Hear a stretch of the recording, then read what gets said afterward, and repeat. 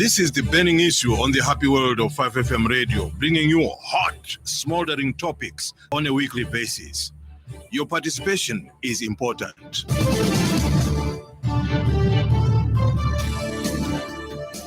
Good morning and welcome to yet another edition of the burning issue here on the happy world of 5FM radio on 89.9 in Lusaka and the surrounding areas. Remember, we are also live on our partner radio stations, namely iWave FM radio in Chingola on 90.1 FM, and they are covering the rest of the Copper Belt on the same frequency, and also live on Spice FM radio on 91.1 in Kabwe, and covering obviously the rest of Central Province. We are also live on Muchinga Radio 88.1 FM in Muchinga Province, where they are in Chinsali, but covering the rest of Muchinga Province, and Tuta FM as well. Tuta FM is on 90.7 FM in Mansa, covering the rest of Luapura Province. We are grateful you came through and you are listening to this particular Thursday edition on your radio station. Remember, we are also live on our Facebook page, that is 5 Radio Zambia, and you can follow our conversation. Please leave us a comment or question for our guest. We'll be delighted to tackle it. We will be looking at so many things in as far as the state of affairs in this country are concerned. We'll discuss the economic situation of this country. How else can we liberate ourselves from the energy crisis, for example? These are some of the topics that we'll be discussing on, and we'll also discuss the plight of the media. Access to information is now low, and of course, because we are hosting not only a politician but somebody who has a media background, he's a media guru himself. But of course, we have to discuss politics as well. Mr. Steve Nyirenda, Munthu Party President, is our guest this morning. We are delighted to have you. And as always, we are grateful that you made it on our request that we host you, because you've been quiet. And we would like to find out, why have you been quiet? And is it because you've been doing a lot of groundwork and preparing, obviously, for 2026 election? I know all these will be answered by yourself, but first of all, how are you? Zaki, thank you. I'm fine. Great. And I'm very happy to be here once more. Yeah. To the Zambians outside there, greetings, and sorry that I was away for some time. Yeah. But I'm back. Great. Full time here. And back with a bang. Back with a bang. Because time is of essence now. Yes. But yeah, you are back. Not that you were not aware of what was going on back home, but you were aware, and you are back to darkness.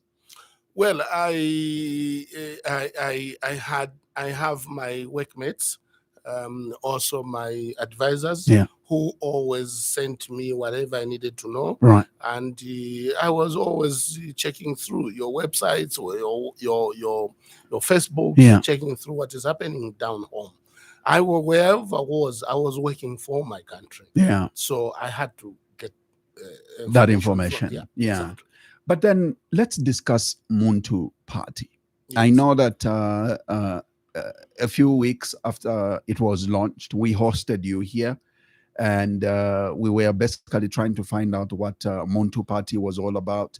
But now we will be asking different questions, and different questions will be, where are we? What are we doing? Elections are not far from now, and we need to know how your mobilization strategy is going, if at all there is one in place.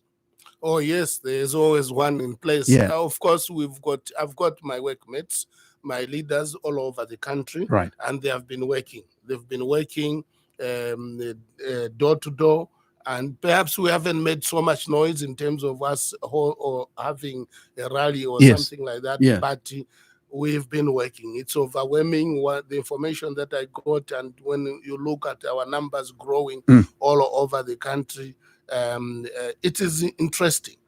And now when we add some more salt to it and some more sugar to it, I think things are going to be much better for us. Yeah. And so, in as far as mobilization is concerned, how are we looking like in as far as structures are concerned as well? Well, we have structures all over. Okay. In every constituency, we have people that are doing the work. Very soon, we were looking at having our general meeting around the 14th of November. It's a very special day for me.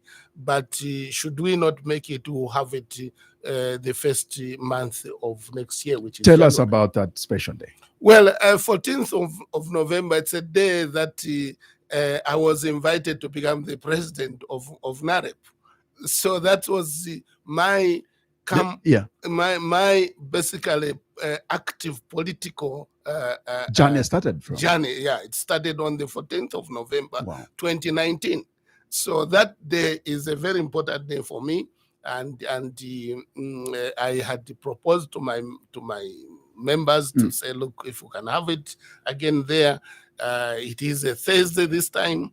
And that time it was a Thursday as well. Oh yeah. So it coincides, yes. Yeah. It was a Thursday, and this year it's again a Thursday. So I hope that we will make it on the 14th of November to have our general meeting where we have everyone from all over coming to Lusaka. Yeah. Yes. But look, this country undoubtedly is going through a very difficult patch. The drought has had its own effect on the agriculture. It has had its own effect on this, the water and sanitation situation now. And now it has hit hard on the energy. Yes. How can we get out of this? I don't want to ask a question, how did we get here? Because some of these are not man-made situations, but how do we navigate throughout this situation? You see, Zaki, I spent the last 5 months, I say 5 months outside this country. Right. And for me was to learn. One of the things I was doing was to learn. It's like I went to school. How is it that our friends who don't have the resources that we have, they have got zero load shedding, 0 minute, 0 second load shedding, not even a bloop.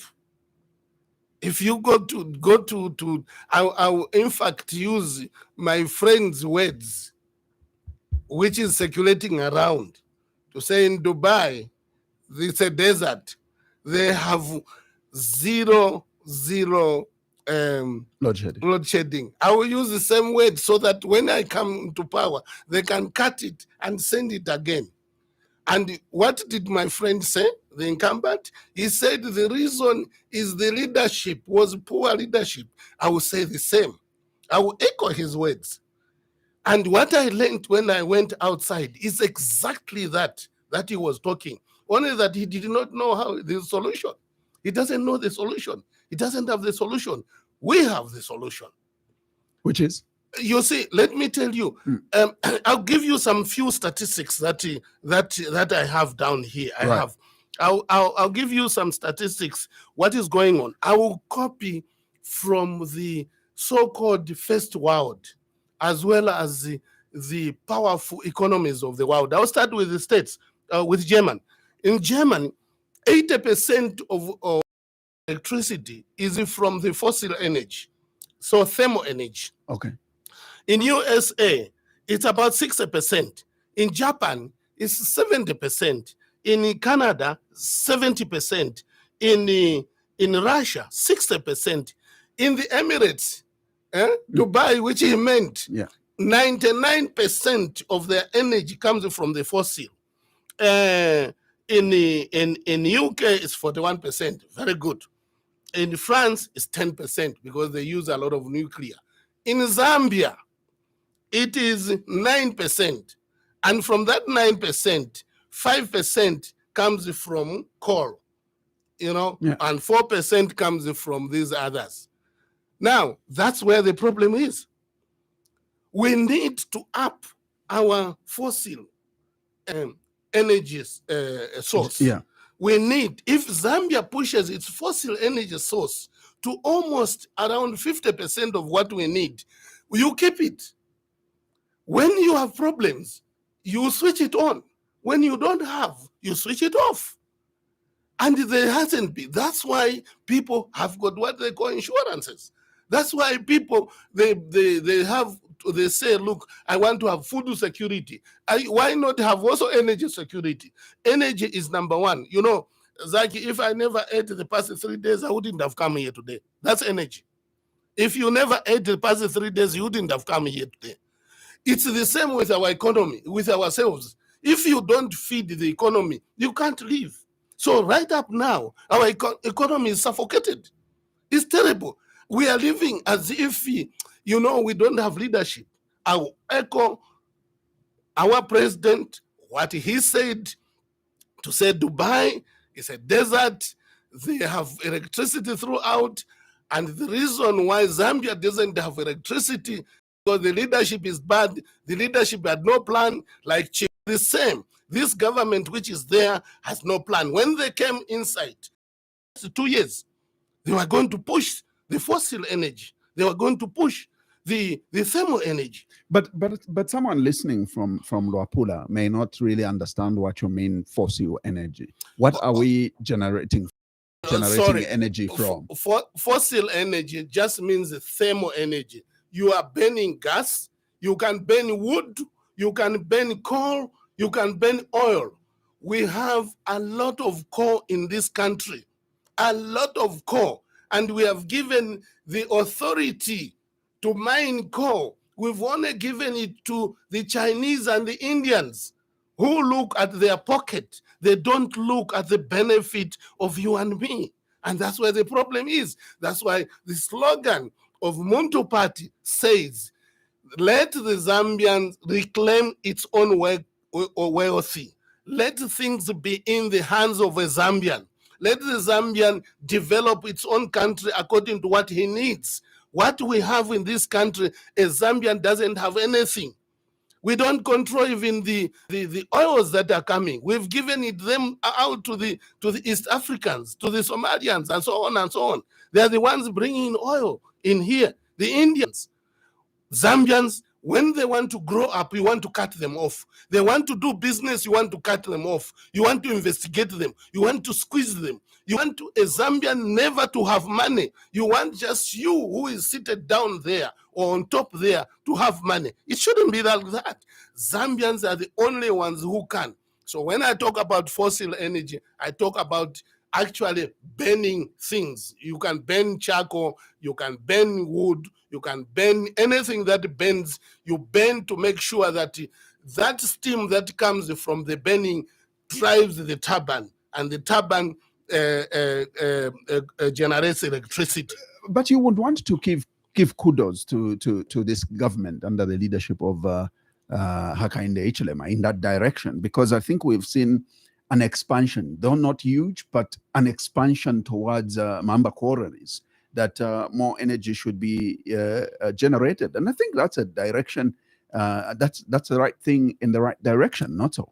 Let me tell you, I since I came, I've been 4 days since I arrived from where I was. And since I came on these 4 days, there in Roma, we have no electricity, 4 days. Not even a minute, 4 days, no power. So we have had no power for 1 year. If somebody was thinking, somebody was working, within the first 6 months, we would have these thermal energies running. By now, we would have mitigated. But we are getting worse and worse.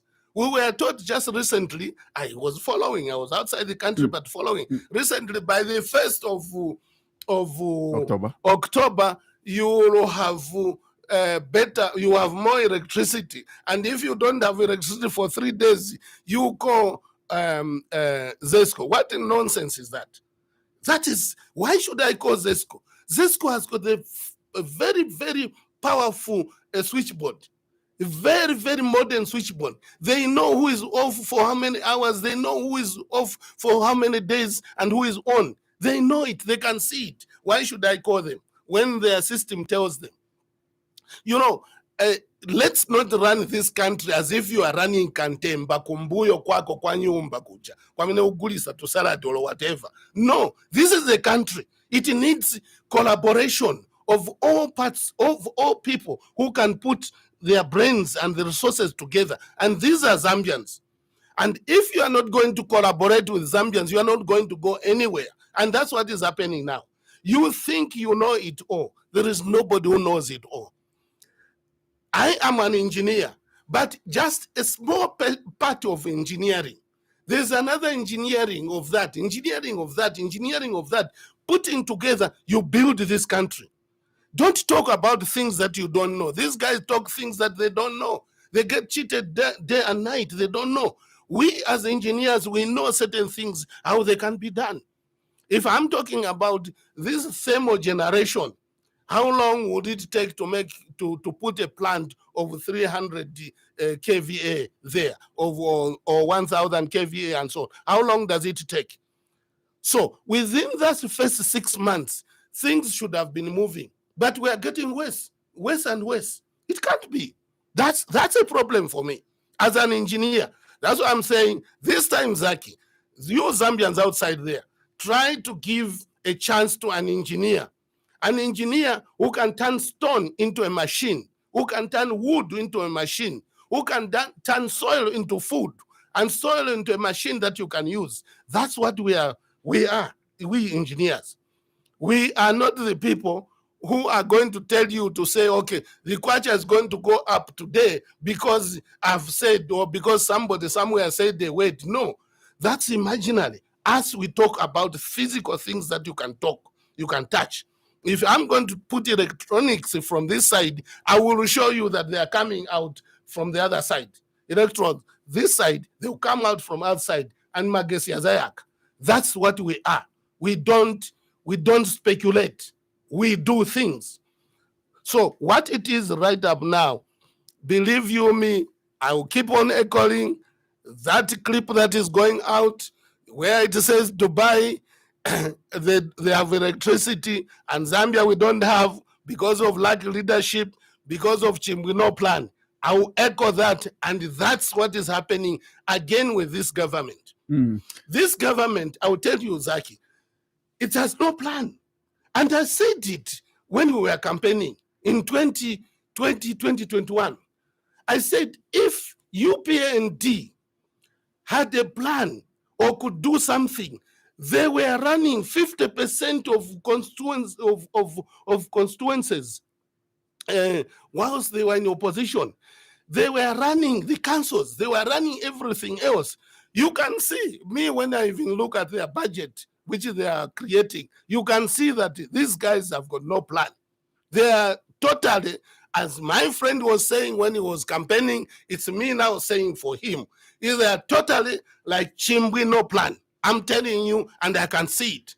There's no project in this country now that you can rely to say, okay, this project, after 5 years or 10 years, we are going to be there. There isn't.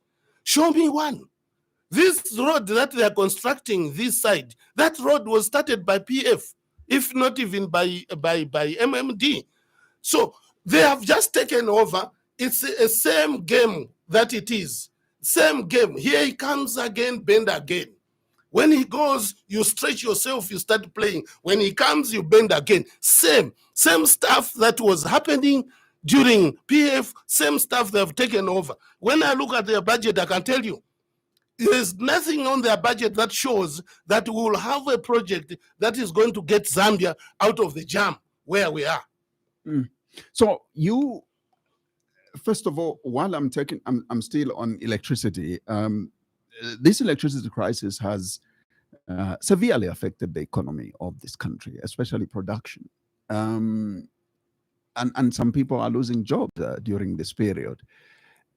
It's a desperate situation, really, that most of these manufacturing companies are into right now. How best can we, in the immediate, find a solution for that? The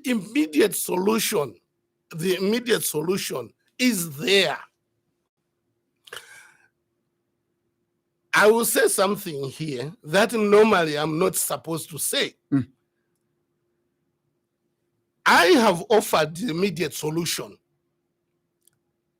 Now it's almost about 5 months or 6 months. That immediate solution would have changed the energy system right up now. As I'm talking right up now, the solutions are there. And the solutions right up now to mitigate this as quickly as possible is nothing other than thermal, to go thermal. I also want to know that once you are a president, you have got your brothers. You know, Zaki, I will say this. I know Kariba Dam very, very well. And I've done over the past 15 years, I've been marking areas where water levels are every month from January to December. When I came in on Monday, I went to check that water level for myself. And I found that the water level in October, normally like last year, the water level is 1 meter higher than where it was last year in October. So I want to sit down to think, is there somebody playing tricks or not? No. We are sharing that water level. It could be that we have eaten our share, and that water level that is there, it so belongs to the Zimbabweans because we share. So I want to think that's what it is. That 1 meter water level which is there belongs to those. But you can discuss to say, look, I have eaten my share, but my children are still hungry. I will compensate when it comes to that. The water level where it was last year in October, this year it's higher than 1 meter. For the reasons the experts, the Zambezi River Authority can explain, the ZESCO themselves can explain. Why is that water still there? Whose water is there? Is it a deliberate move? But it can't be if we are suffering like that. So solutions, to say solutions, immediate solutions, is basically to work with our friends outside this country to make sure we put the thermal generators as quickly as possible. Different types of thermal generators, which can be placed in different areas. The other problem, you know, we had a very powerful, if it's still, I think still there. We have a thermal generator in Ndola. It was using gas, which was coming from Indeni. That thing, because Indeni has been closed, that thing definitely also got closed. It's a gas thermal generator. Why can I say, okay, let me try? I know it may be difficult to perhaps let me import the liquid gas and pump up that thermal generator in Ndola. It's not working. So certain things, and if I connect that even to somebody is talking about CDF here and there, that's a lot of money. If I'm going to tell people to say, guys, I will squeeze this CDF money and I'll push it to energy where everyone is going to benefit. Later on, you will have back your money. Something like that. But you know, we are sitting and looking and telling people, how can you tell people to say you go and buy solar equipment for energy? Where will people get the money? They are already suffering. They are suffering. Right up now, Zach, it's bad. You have to go and buy carpenter for lunch, cook, eat it. Because if you leave it, it's hot season, it will get bad. Then in the afternoon, you go and buy chihuahua, put and cook it. This is domestic. What about industrial? I want to talk about you, Zach, here 5FM. How much does it cost you to make sure that I just sit here and talk? You have to buy fuel for this place. You buy fuel for other areas. Even those people that are your partners, they need to buy fuel in order to run. How much does it cost you? The industry now is gone. They are not advertising, and so on and so on. You are down there. Who is helping you? And when tomorrow you are off air, people will be laughing at you. But we are letting the Zambians suffer. We are letting the Zambians not take over their economy. We would rather work with the foreigners and send money to the foreigners because the foreigners will give us kickbacks. That's a problem. Leadership problem. I'm not a person who points fingers, but what I've learned the past 5 months, I went to different economies, different countries, and I checked what they are doing and compared with us. We are running this country like a small Kantemba behind the yard. You know, there are certain things the president shouldn't be even involved because he's got systems, he's got departments, he's got the powerful backbone, which is civil service that is supposed to do the work. Are they doing the work? Does he let them do the work? Does he direct them what to do? I think no. So you have pointed out a very critical issue in the national budget, increased CDF, and all you are saying is that you are proposing that, I think in terms of priorities, there was a misplaced priority by increasing CDF. Instead, hold CDF and direct it to energy. That's 5.6, over 5.6 billion kwacha in total. You think that's enough to generate power for this country? Yes, let me just... There's also another stakeholder. I was having another opposition leader earlier this week in PEP President Sean Tembo, who says as a party they found their allocation of 19 billion into defense and security as misplaced allocations, as compared to only 1 billion allocated to health. Do you share the same sentiments? Wait a minute. I think we look at these things differently. When I look at the budget myself, there are certain areas I don't go and certain areas I go. Right. There's a routine operation of the government, of the state. And in that routine operation of the government on the state, it is very, very difficult. In fact, almost impossible for an outsider to know what is that money used for, which goes to the army. To know what is that money used for, which goes to OP. To know what money is used for that goes to ACC and things like that, to the security and things like that. Those are certain areas that an outsider cannot. I don't want to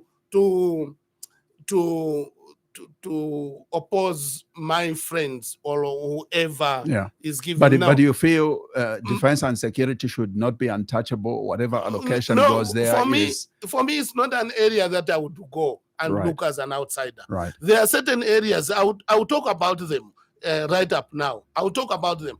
There are areas like economy. I want to go and look at the economy. I just said it. I look at the economy. Economy, there are points that I looked at. There was an agriculture, then the road infrastructure, then the FISIP, the West FISIP, and then the tourism. These are the things that I looked at. Because if these things are done properly, our side of income is going to change. I basically, on the general public services expenditure, it's not my place to go to. The only thing that I touched on that was the local equalization fund. Local government equalization fund. Yes. I will use a bad word. It's nonsense. It hurts me. I have always said a council in every area where you go, The council is a landlord. It owns everything. The town owns everything. Lusaka is owned by the council. They own everything. They can try to change the rates today. You have nothing to do. They can do whatever they want to do. So they can generate a lot of money. The local government are the owners of the premises. What is missing, or what has been missing, is the proper leadership. Again, Chimbino plan. In this public service, me attach this money, which is about 1.5 billion, should not be given to the local government authorities. The local government authorities, they must make a lot of money to be able to fund the central government, not them to receive money from the central government. It is wrong. That I touch. That's the only part that I touch on the public service. The other things is their routine work. Yeah. You can't see it. I doubt even if my friend, when he went there in 2021, I think even him was surprised to see what is going on there. Those are things that we outside people have no knowledge of. And let's perhaps keep our line. But you are talking about, when you talk about economy here, from these things that I've talked about, Zaki, there is nothing here that shows me that these guys are going to change the economy. They have allocated about 15 billion to agriculture and. So me, in my area, in my business life, I look at what do I want to do. What I want to do will determine the expenditure. First of all, let's have them tell us to say, once I do this, you guys, you are going to be like that. Therefore, I'm using such an amount of money. They just write agriculture, fisheries, and things like that. These are the things that MMD was doing, PF was doing, they are doing. There is nothing more to that. Then they are talking about FISIP. This FISIP was started by Dawaki in MMD when she was a minister of finance. They started these things. This FISIP is a failed project. It's people did not think to the end. FISIP must be completely removed. If you want to help the people, give them proper capital in form of a credit facility to make sure that they pay back. This FISIP is money just thrown away. People are given seeds, are given fertilizers, and they go, and that's the end. We are not reaping anything. Some of them, they go and take that bag of fertilizer, go and sell it. Take that bag of maize, of seeds, go and sell it, and go and drink alcohol. You know, so this FISIP must be removed. But if I borrowed the money to go and buy fertilizers, I borrowed the money to go and buy the seeds, I will make sure that I work hard and I pay back that money. Otherwise, I'm in problems. Then there is the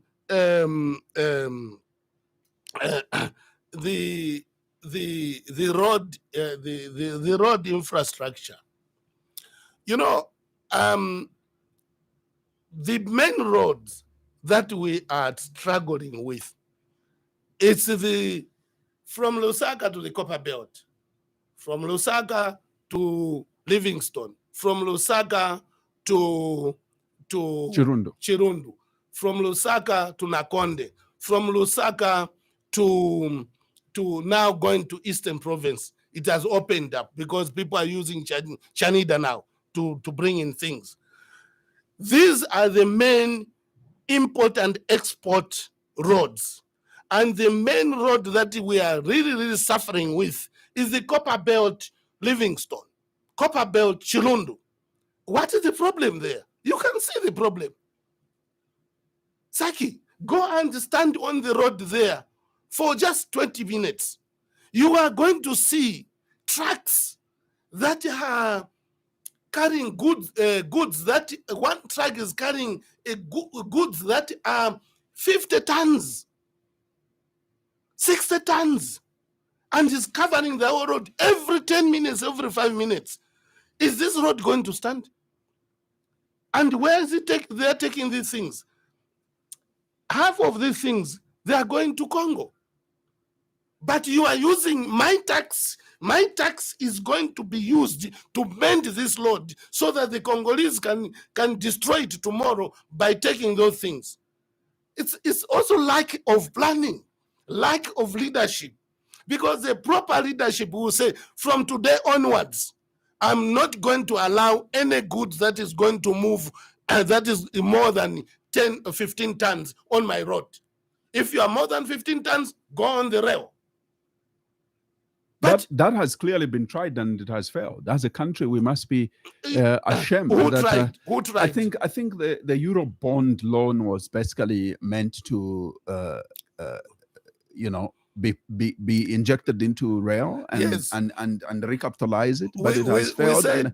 We said we don't want to go in a back zone. We are talking about the government now that criticized.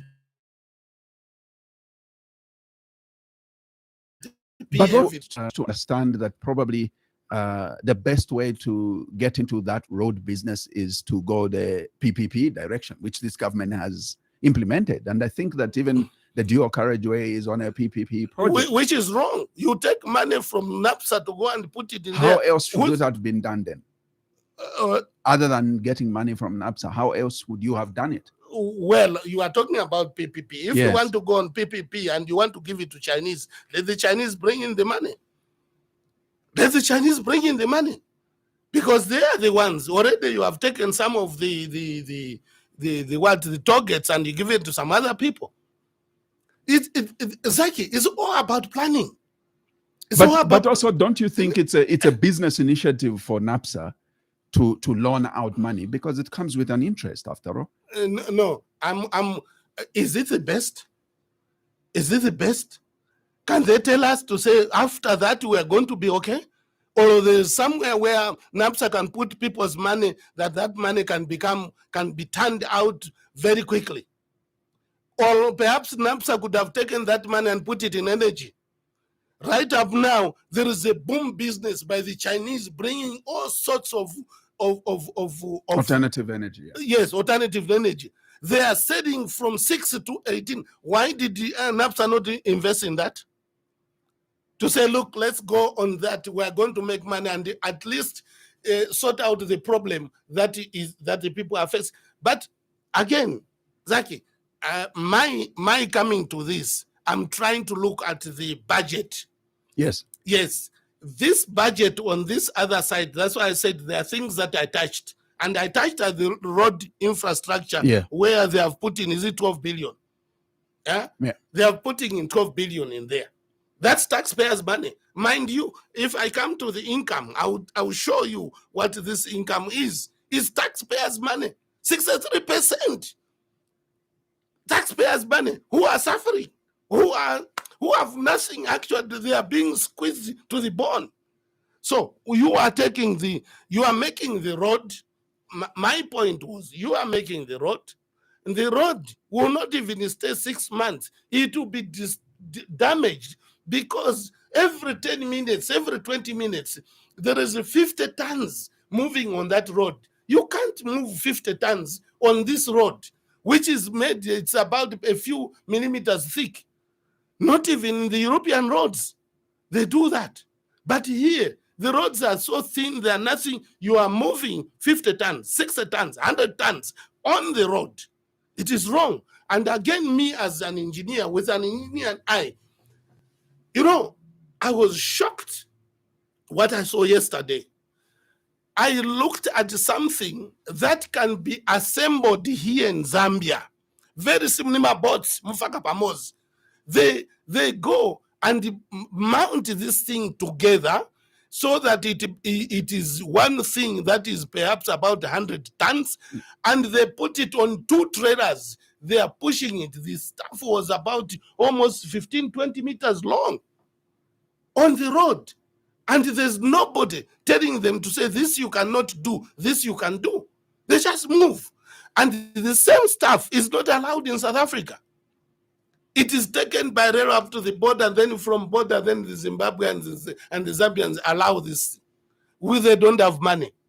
then this is why I'm saying it could. I'm not saying that this is bad. I'm saying that when you do certain things, you must also bring laws and rules that will safeguard and what will protect your investment. This investment now, they will make the road within 6 months, the road is done again.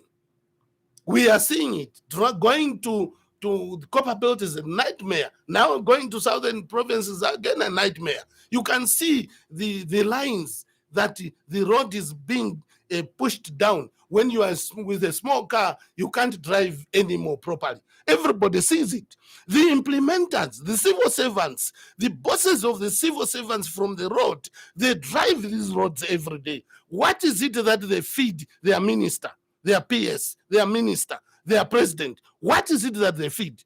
This is a problem. It's a problem. So that's what I looked at. And then finally, I looked at the tourism. They gave about 1.3 billion. Zaki, you've seen at the airport there. When you are at the airport, you are getting your bag there around. You get your bag. You just look at that small billboard, which is perhaps about 1 meter by 2 meters, with an elephant there. That tells you that we are not a serious country. The same country that my friend always referred to, Dubai, town Dubai or Emirates, they have now stopped relying on their oil and gas. They are relying on tourism. If they have got 10 million people dropping in and out in one night, each one pays $100 for a visa. $100 times 10 million. There we are, 1 billion in one night. How much is it in a month? And then if you look, they are just like, why? Because they thought, they created. You have people here saying, I'm going to Dubai. Create your own Dubai in Zambia. I'm going to Joburg. Create your own Joburg in Zambia. We are people that have got no direction. The direction should come from the top. These guys, the ministers, the presidents, and things like that, they fly all over the world. What do they see? And then they come here. They're not ashamed when they come to our airport, when they land. Their vehicles are taking them to wherever they're going. We should be ashamed because we have the resources and the power and the mind to be able to make our own London here, our own Joburg here, our own Cape Town here. And then people will come. Tourism here. Now, they give 1.3 billion. On the income side, do you know what they wrote? 74 million, which they are going to get from tourism levy. Is this not a joke of a country? A country like Zambia, over 750,000 square kilometers, with everything in it, so many minerals, so much water, actually. This, again, comes to the leadership. I want people, when I am there in 2026, to be cutting this and sending him to me to say, you see, Steve, this is what you said. I want them to say, this is what he said, this is what he did.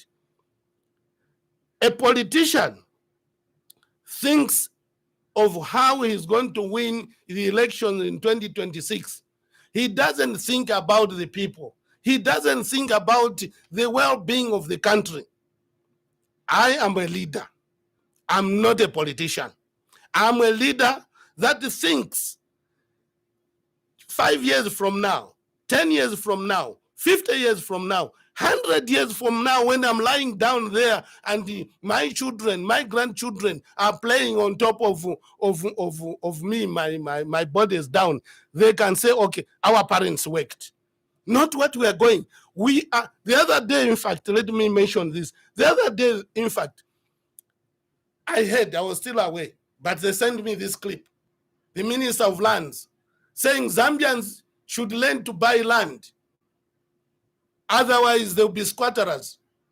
Now, I start asking. She's a lady who is very close to me. I know her. She's a friend and things like that. I start thinking and wondering, when they go into these offices, these people, they stop thinking.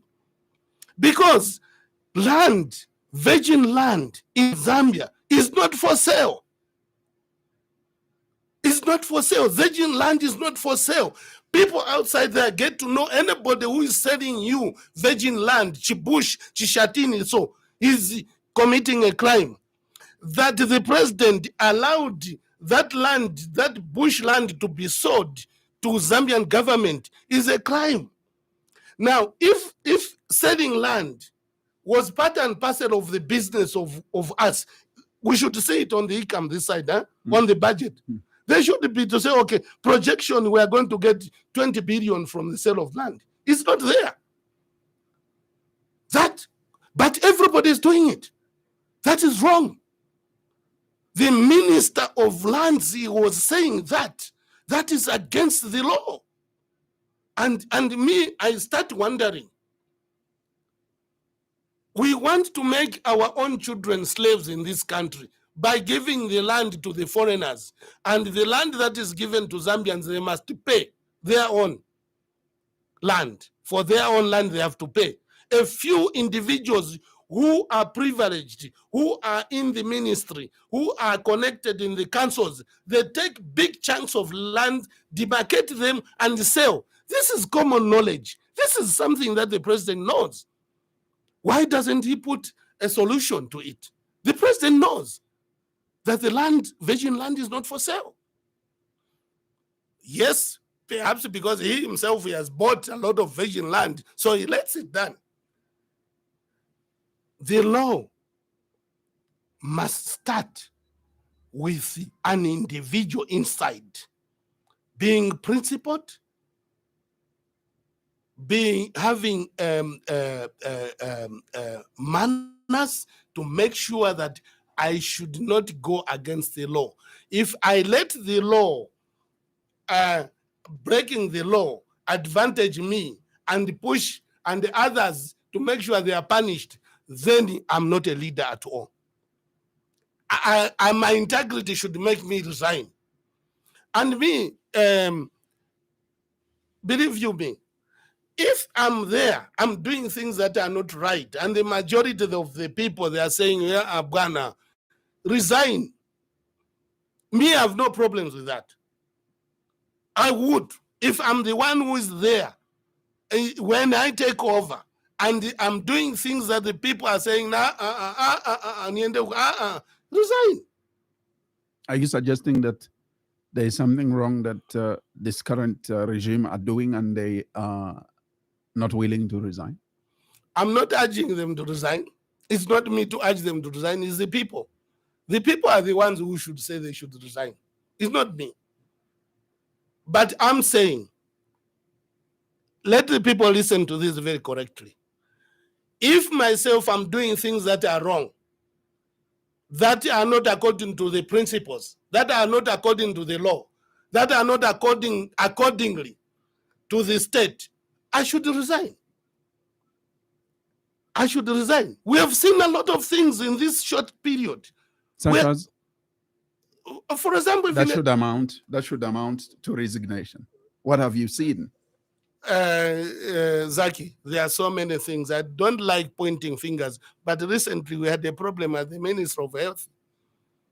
You know about it? Yeah. I'm not going to talk about it. But you know, that's led to people being pushed here and there. We had a saga at the airport. That thing hasn't been sorted. It's just going like that. There are many more things that I can talk, but mine here should not be to go backwards. I want to go forward. What I was trying to do, I was just trying to look at the budget here and try to explain as to why are things like that? Why am I going to, if I'm going to put 1.3 billion, they can even put 5 billion. But they should tell us to say, if I put 5 billion in tourism, I'm hoping that in 5 years' time, I'm going to be making 20 billion every month. Let them tell us. Then we work with them. If they are going to put 12 billion in the road, then they should tell us to say this 12 billion in the road is going to bring things like that. Now, on energy, still on the energy, you know that 51% of the energy consumption in Zambia, it goes to the mines. Now, I want to come to the income here.